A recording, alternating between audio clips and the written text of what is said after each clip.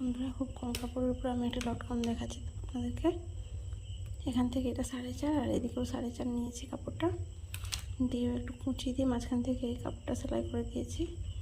এবার এইভাবে এই কর্নার থেকে এই কর্নার মিলিয়ে এখান থেকে একটা সেলাই দিয়ে দেবো হালকা করে। এইভাবে মুড়ে সেলাইটা করে নিয়েছি, এইভাবে মুড়ে সেলাইটা করে নিয়েছি।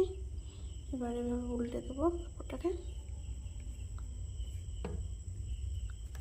উল্টে এখান থেকে একটা চাপ সেলাই দিয়ে দেবো, দিয়ে এই কর্নারটা পুরো সেলাই করে নেবো। এই যে সেলাইটা করে নিয়েছি, এবার এই লেসটা এখানে আমি বসিয়ে দেবো।